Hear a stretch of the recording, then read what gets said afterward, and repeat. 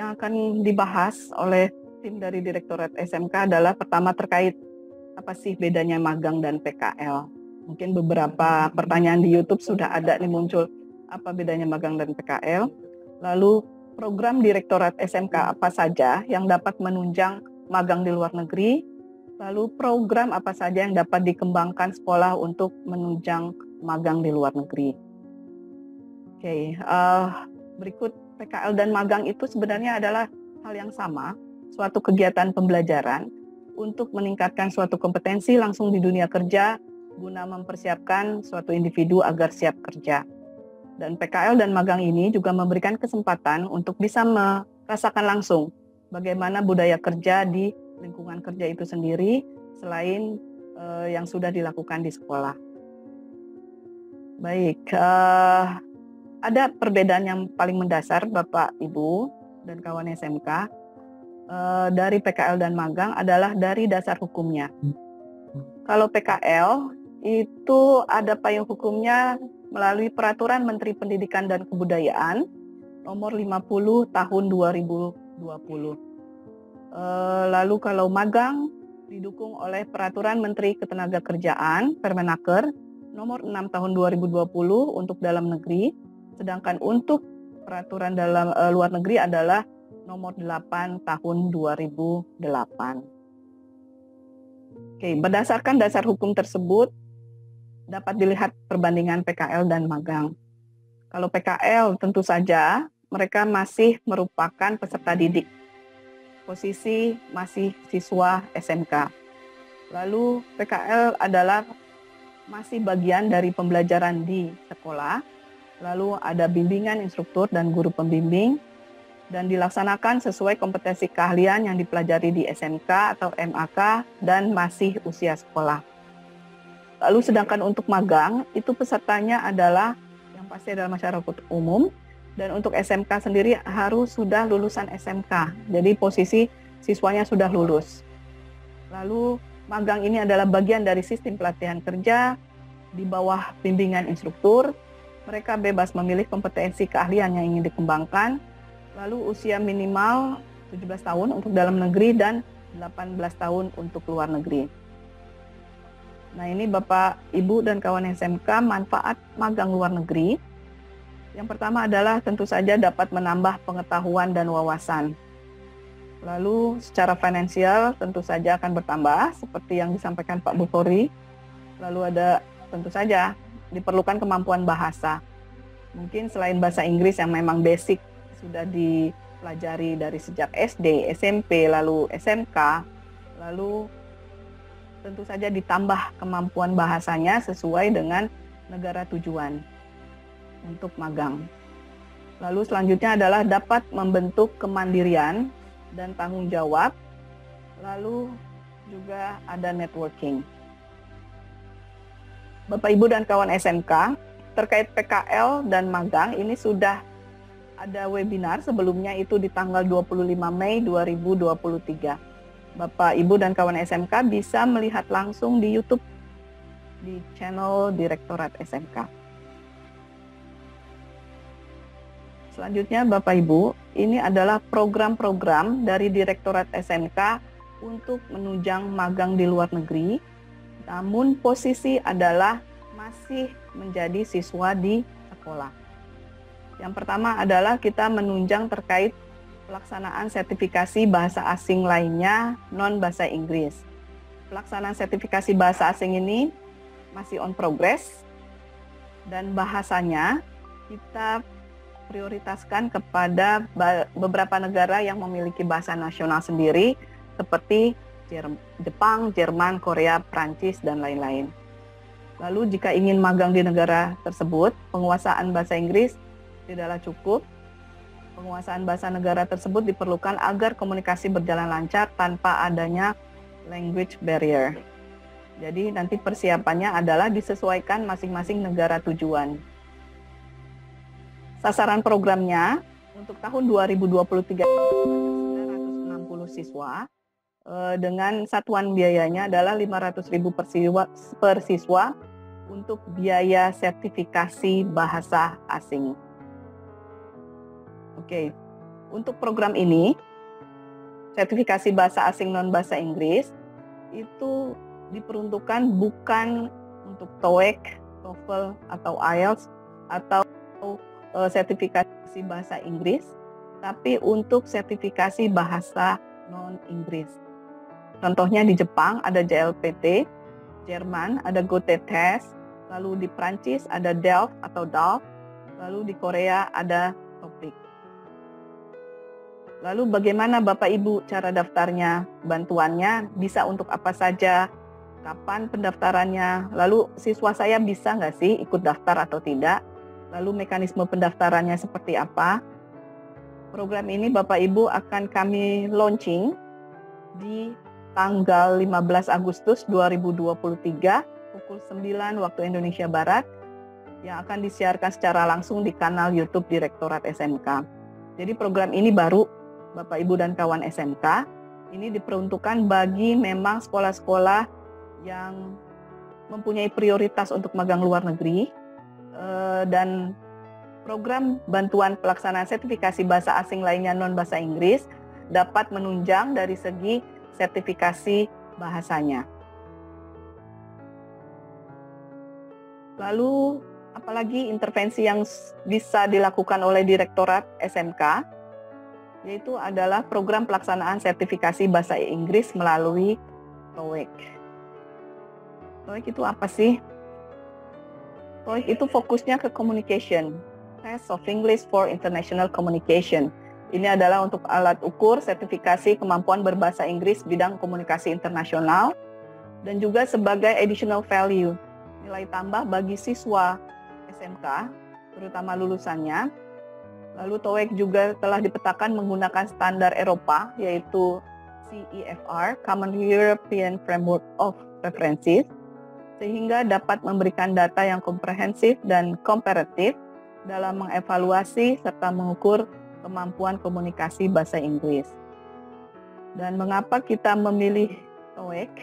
Karena kebanyakan lulusan SMK adalah untuk bekerja, yang artinya adalah komunikasi yang menjadi prioritas bagi penambahan additional value untuk kemampuan siswa tersebut. Nah, selama ini Direktorat SMK sudah bekerja sama dengan PT International Test Center sebagai lembaga resmi penyelenggara tes bahasa Inggris yang menyelenggarakan tes TOEIC bagi siswa SMK. Program ini juga sudah lama Bapak Ibu berlangsung, sudah hampir sekitar 2016 sudah berjalan program ini. Dan untuk tahun 2023 ini, program ini sudah berjalan sejak bulan Mei. Termasuk dari program dengan jadwal ada tahapan registrasi yang dimulai sudah bulan Mei. Lalu bulan Mei sampai Juli ada seleksi melalui Viera. Itu dilanjutkan sampai bulan pertengahan Agustus. Lalu tes TOEIC itu sendiri ini akan berlangsung mulai dari 14 Agustus sampai dengan 29 September. Jadi sekarang masih on progress nih Bapak Ibu untuk seleksinya. Lalu di sini juga kita ada additional value-nya lagi adalah pembelajaran untuk TOEIC-nya. Secara daring Bapak Ibu, karena ini cakupannya secara nasional. Jadi Bapak Ibu guru, siswa SMK, kawan SMK bisa melakukan progres pembelajarannya melalui channel YouTube juga. Jadi bisa disesuaikan dengan jadwal keberadaan siswi Bapak Ibu di sekolah atau disesuaikan dengan jadwal pelajaran di sekolah. Jadi tahapan pembelajaran ini kita anggap sebagai proses untuk pencapaian nilai tes TOEIC-nya secara maksimal. Lalu program ini di tahun 2023 ini sasarannya adalah sebanyak 17.600 siswa SMK secara nasional. Dan kami harap Bapak Ibu guru, terutama guru bahasa Inggris, bisa mendukung program ini karena program ini benar-benar tidak mengeluarkan biaya sepeser pun, baik sekolah maupun siswa. Dan program ini menjadi additional value buat siswa dan sertifikatnya ini akan berlaku selama 2 tahun. Jadi let's say kalau prioritas adalah untuk yang kelas 12, berarti ketika lulus paling tidak masih ada 2 tahun masa berlaku sertifikat TOEIC ini. Nah, Bapak Ibu, kalau masih ada yang belum jelas terkait program TOEIC ini juga sudah pernah kita lakukan sosialisasi peningkatan kompetensi dan sertifikasi bahasa asing untuk siswa SMK dengan TOEIC dapat dicek melalui kanal YouTube Direktorat SMK. Selanjutnya, program apa saja sih yang dapat dikembangkan oleh SMK untuk mendukung pelaksanaan magang di luar negeri? Untuk mempersiapkan peserta didik agar bisa melakukan magang luar negeri, SMK bisa melakukan program-program sebagai berikut. Yang pertama, bisa melakukan pencarian informasi. Informasinya terkait apa, Bapak Ibu? Ini misalnya terkait peluang dan program. Kira-kira dengan kompetensi keahlian di sekolah yang Bapak Ibu miliki, kira-kira peluang apa saja yang bisa dilakukan terkait lulusan SMK? Lalu programnya apa saja? Lalu selanjutnya persiapan siswa, yaitu termasuk bahasanya, budaya, dan lain sebagainya untuk persiapan magang ke luar negeri. Sebagai contoh, Bapak Ibu, program Ausbildung ke Jerman atau Tokute Gino ke Jepang dan sebagainya. Program ini juga terkadang diselenggarakan oleh lembaga penyalur atau sending organizations untuk melakukan pemagangan di luar negeri. Sebagai contoh, bantuan sertifikasi bahasa asing oleh Direktorat SMK, ini juga salah satu intervensi Direktorat SMK dalam hal persiapan siswa di dalam bahasanya, penunjang bahasanya. Lalu penting juga Bapak Ibu guru mencari informasi tentang mempersiapkan peserta didik terkait visa, izin bekerja, dan lain sebagainya. Nah, di pencarian informasi ini di era keterbukaan informasi seperti peluang terkait pemagangan di luar negeri sangat mudah didapat Bapak Ibu. Informasi ini didapat guna mempersiapkan peserta didik untuk melakukan magang di luar negeri setelah lulus nanti. Nah, informasinya bisa dicari melalui website atau mungkin bisa share dengan sekolah lain yang memang sudah melaksanakan program ini. Jadi programnya bisa terkait magangnya, lalu kira-kira program apa nih yang bisa dibantu oleh sekolah atau Direktorat SMK punya program apa untuk mendukung ini.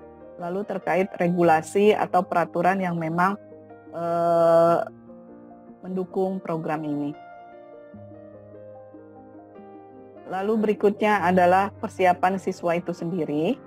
Siswa yang memiliki peluang untuk melakukan magang di luar negeri setelah lulus nanti harus dipersiapkan agar bisa menyelesaikan program pemagangannya di dunia kerja di luar negeri. Apa saja yang bisa dilakukan oleh sekolah? Tadi ada best practice-nya langsung dari SMK Mitra Industri 2100 Cikarang contohnya. Mereka ternyata untuk penguatan bahasa asing itu sudah dilaksanakan dari kelas 11. Nah, pada kelas 11 mereka sudah melakukan penguatan bahasa asing sesuai peruntukan atau tujuan negara yang akan dituju. Let's say misalnya mau bahas yang akan dituju magangnya di Jepang, berarti penguasaan atau penguatan bahasa asing bahasa Jepangnya sudah dilakukan mulai dari kelas 11. Lalu untuk bahasa Inggris atau bahasa asingnya itu dipetakan sesuai dengan negara tujuan yang diinginkan. Dan penguatan bahasa asing ini bisa dilakukan Bapak Ibu di dalam pembelajaran sebagai mata pelajaran atau sebagai ekstrakurikuler. Kalau kita lihat data dari Dapodik bahwa ada beberapa sekolah memang sudah memprioritaskan bahasa asing non bahasa Inggris sebagai mata pelajaran yang dipelajari di sekolah. Sebagai contoh yang paling tinggi peminatnya untuk mata pelajaran bahasa asing itu adalah bahasa Jepang, bahasa Jerman, bahasa Korea Selatan, itu juga banyak yang diminati dan masuk ke MAPEL, dan juga bahasa Mandarin. Itu 4 bahasa yang paling sering atau tingkat minat dari sekolah untuk dilakukan sebagai atau dijadikan sebagai MAPEL di sekolah. Lalu berikutnya penguatan soft skill. Penguatan soft skill adalah seperti kemampuan untuk berinteraksi, kemandirian, disiplin, dan lain-lain, sehingga siswa dapat beradaptasi dengan lingkungan baru. Nah, penguatan soft skill ini juga Bapak Ibu guru sudah bisa dipersiapkan dari kelas 10, kelas 11, dan selanjutnya. Karena hal ini akan mendukung mereka pada saat, let's say, wawancara pada saat magang, sehingga soft skill-nya itu juga sudah terbangun mulai dari awal ketika masuk SMK dan peminatannya memang sudah magang misalnya, penguatan soft skill-nya sejak dini atau pada saat masuk sekolah itu lebih bagus dilaksanakan. Lalu selanjutnya adalah penguatan pengetahuan tentang budaya. Pengetahuan tentang budaya ini adalah dari negara yang akan menjadi tempat magang. Misalnya bagaimana budaya cara menaiki transportasi umum di negara tersebut, lalu jenis makanannya atau kebiasaannya. Tadi seperti Pak Bukhori sudah mencontohkan seperti di negara Jepang, budayanya seperti apa. Nah, hal-hal seperti ini tuh sudah harus wajib diketahui oleh calon lulusan SMK yang akan magang, apa yang harus dipersiapkan terkait budaya-budaya di negara tersebut. Lalu selanjutnya adalah penguatan kebugaran fisik.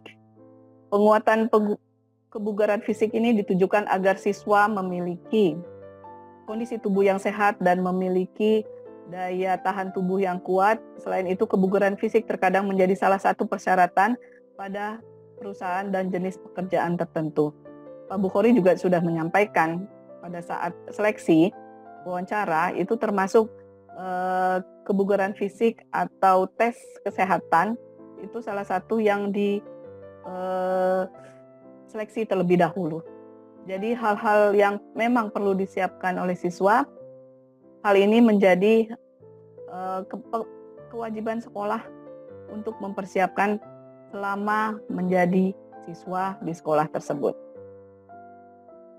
Lalu pada proses pemagangan, sekolah tidak juga langsung ikut campur mengingat kondisi siswa sudah menjadi alumni pada saat proses pemagangan. Namun pada proses awalnya atau masih pada proses di siswa, ini adalah menjadi hak dan tanggung jawab guru di sekolah. Namun ada beberapa hal yang bisa sekolah lakukan untuk mengantisipasi hal-hal yang tidak diinginkan, antara lain yaitu pertama, melakukan verifikasi dan cross-check lembaga pengirim atau sending organization.